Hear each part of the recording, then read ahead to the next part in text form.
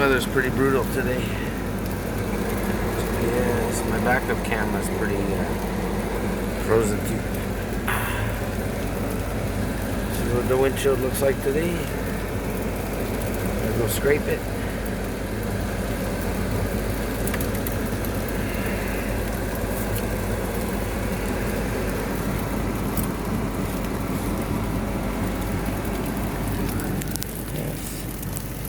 That's pretty crazy. Pretty icy everywhere.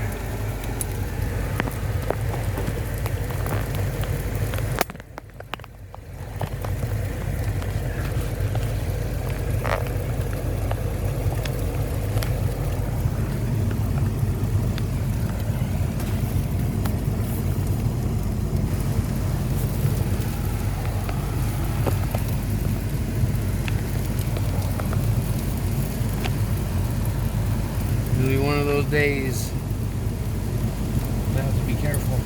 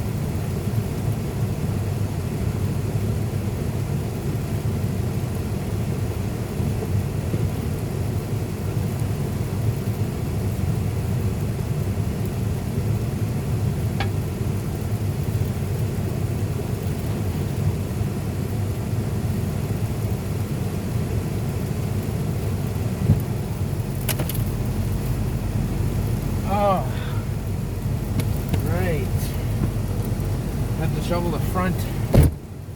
The sidewalk guy just went by. Oh. He's a fucking idiot. Oh.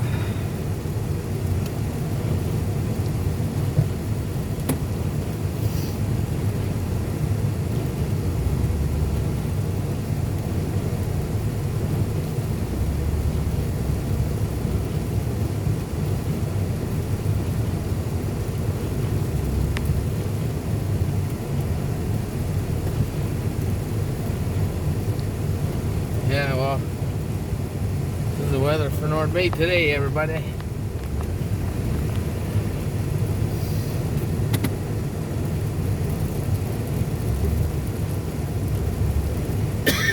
We got beach sand.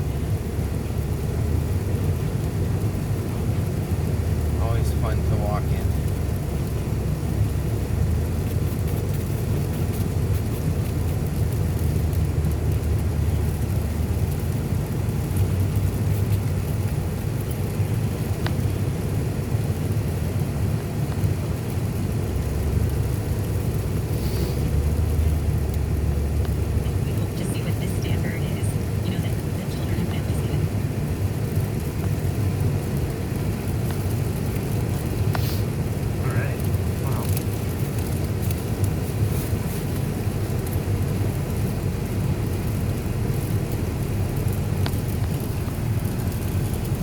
Not that bad, but I guess it could be worse.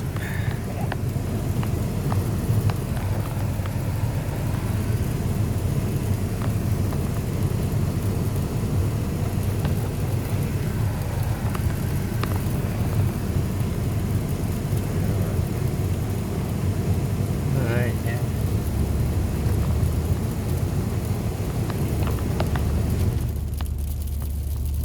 I think it'll be a pretty quiet day. Closed quite a few things, I think. A few cancellations on some other things.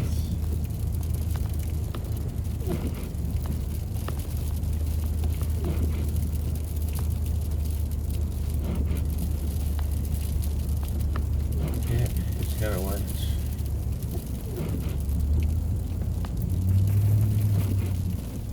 Slow and steady wins the race, boys and girls. Slow and steady.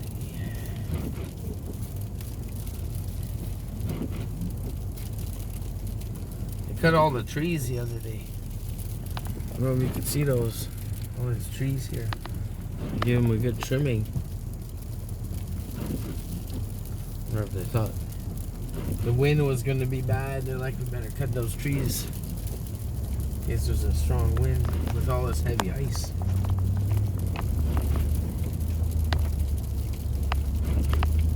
Fun times, everybody.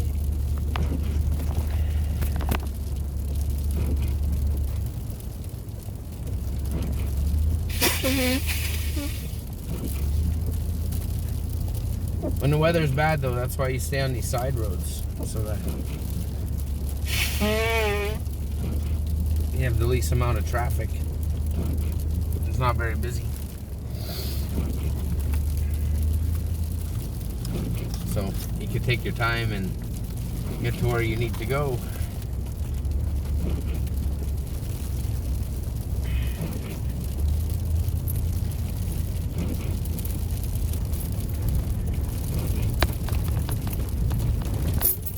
People are coming out, bringing their kids. Wow.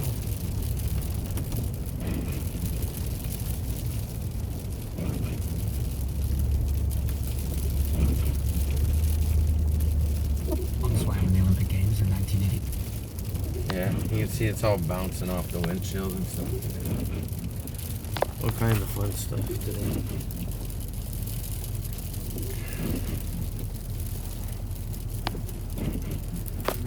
Decided to give up. Waiting for the light to change. Takes forever here.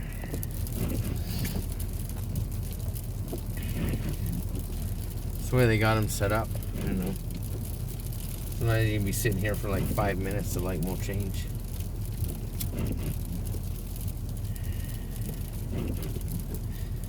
Yeah, take your corner easy there, buddy.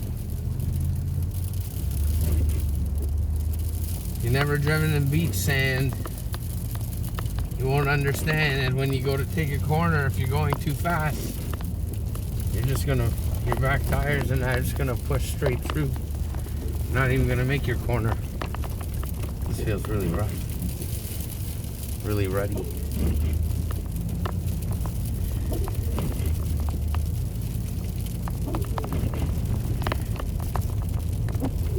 Yeah, you just gotta be careful. Take your time.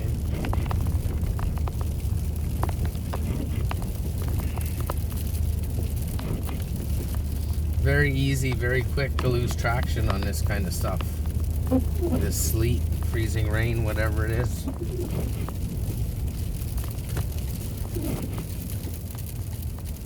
Especially if it's like got some depth to it. It just, your tires just sink right in. Don't want to go anywhere. The little balls are too small and there's so many of them, you don't get a grip. You just start spinning in out of it.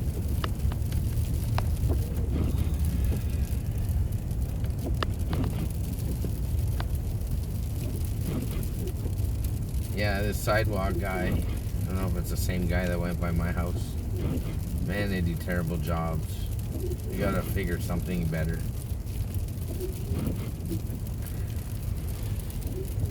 Spend your time shoveling your driveway and then you get the heaviest shit put back in your driveway from this fucking stooge.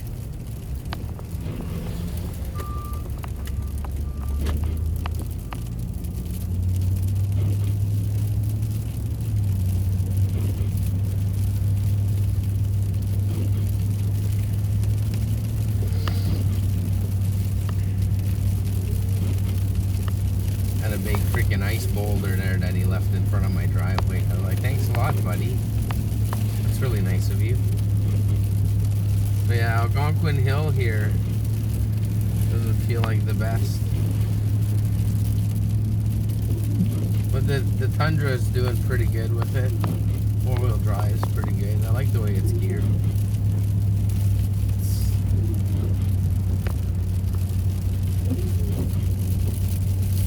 Key is to be able to give it a little bit more gas so you don't slow down too much.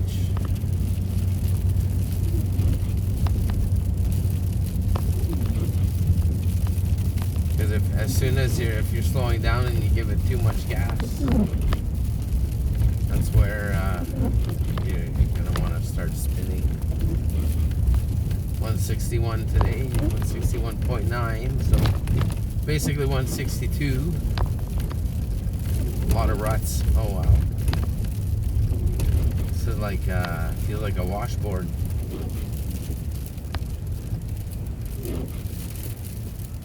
Probably from the starting and stopping and stuff like that. Pretty crazy. Looks like there's enough people out right now. I don't know. More people than I thought.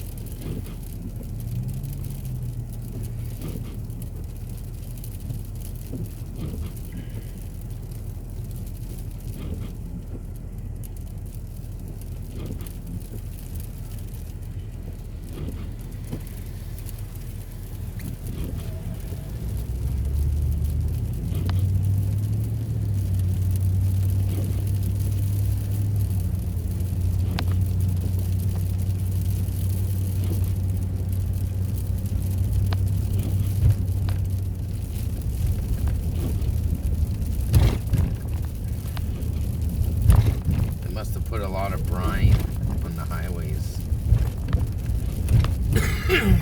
Brine mix. It's gonna be terrible trying to get rid of on the highway.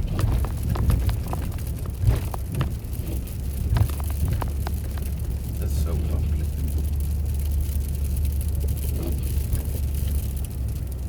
So bumpy, it's crazy.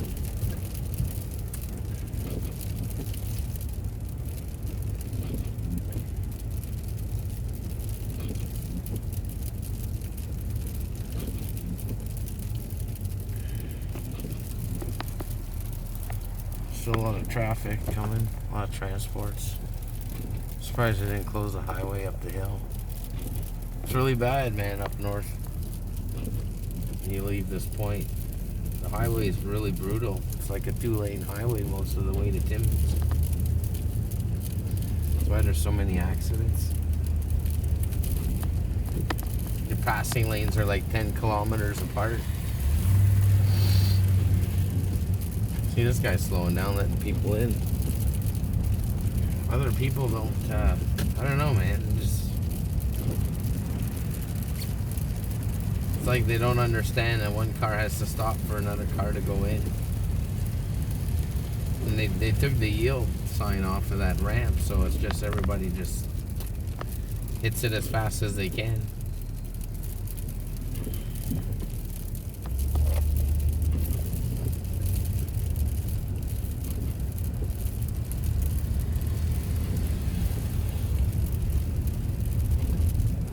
Yeah, see, this looks pretty slippery. Don't look like their brine mix is doing very much.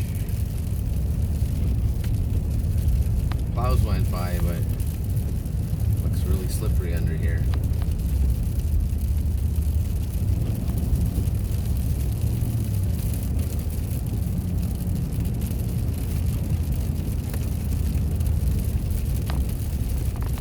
Wouldn't want to be going up Highway North today. Wonder how long it'll take for them to close that road. Haas factor, the Alexiak factor, are part of this. People see those swimmers on television during the Olympics. That's what people generally, they should be watching swimming all the time, and that's what they watch. And they think, they're a kid, they think, I want to be like this. Do you know what I mean? Does that matter? Oh, it absolutely. You see that in the pool? Absolutely. I know the United States channel, and we have some facts as well after Penny's year. Registrations jumped in Canada. I know they jumped in the United States by 30% after Michael Phelps won his 8th Olympic gold medal. So, and the larger your base of talents, you can find talent anywhere. You can find talent in Halifax. You can find talent in Timmins, Ontario, wherever. But you've got those athletes they have to join the pool first. They got to join the swimming team.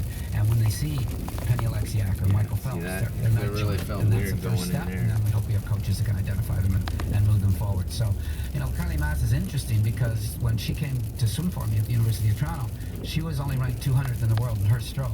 And I mean, that there's 20 events. So, I mean, she was not really in the top 100 overall, if you wanted to look at it like that. So she was a late bloomer. So I don't want people to think that, well, if you're not a world beater by 16, you're really not going to be a success in the sport of swimming.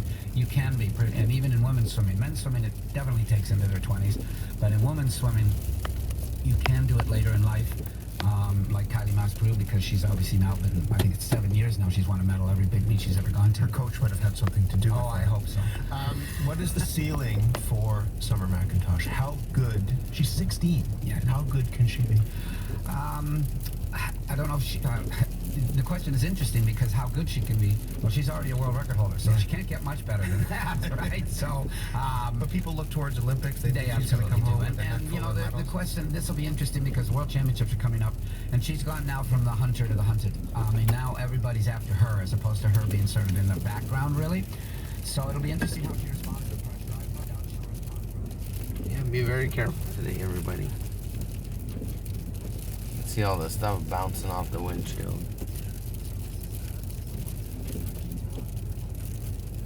But you can see it's like breaking as soon as it hits.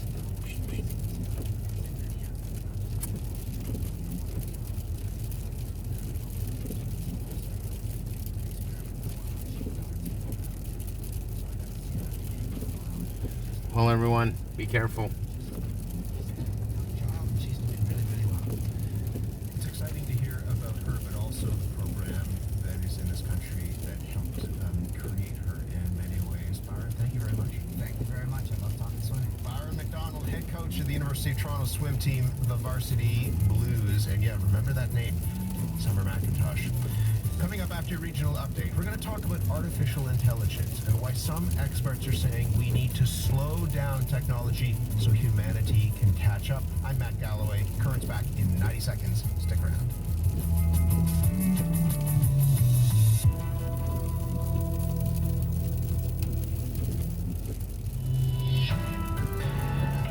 You're with CBC Radio 1 in Northeastern Ontario. With the latest from the Sudbury Newsroom, I'm Martha Doman. With most areas in the region getting rain and freezing rain, conservation authorities across the Northeast are keeping an eye out for flooding. The Northbay Mattawa Conservation Authority has issued a flood watch in urban creeks in the city of Northbay. That means nearby residents should take caution and prepare for potential flooding. In Sudbury, a water safety statement has been issued. Conservation Sudbury says stream banks will be slippery and unsafe. The Conservation Authority in Sault Ste. Marie has issued a flood outlook statement, meaning there is a potential for flooding based on the forecast. A pet dog in southern Ontario has died after a confirmed case of avian flu. It's the only case of its kind in the country so far. Canada's National Centre for Foreign Animal Disease confirmed the case on April the 1st. The federal agency says the dog from Oshawa was infected with what's commonly known as bird flu after chewing a wild goose. Ooh. Taking a look at the forecast in the Northeast, a freezing rain warning is in place for Sudbury, Sault Ste. Marie, Manitoulin Island, North Bay, Temiskaming Shores, Kirkland Lake, Timmins, Kapuskasing, and Hearst. A winter storm warning has been in place for Attawapiskat. Today, showers, ice pellets, and freezing rain for most areas. Hello again, I'm Matt Galloway. Well, there you have it, everyone. You can see all the ice. It's like a Plinko game. It's crazy. Anyways, like I said in a video previously, to clear all your drainage and all that stuff while it was mild. Now there are 3 areas there they're talking about shortages. Freaking flooding. Oh. Cisco's having fun.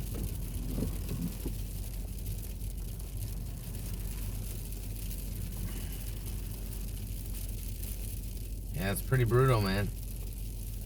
But yeah, drainage. This time of year is very important. You want to make sure that if you think you're going to have water accumulating somewhere, you got to make sure that there's a way for it to go. These people that have these high-paying jobs should already know this stuff. They should have been out there cleaning shit. But anyways, be safe. Have a great day, and I'll talk to you guys later. See what the day brings.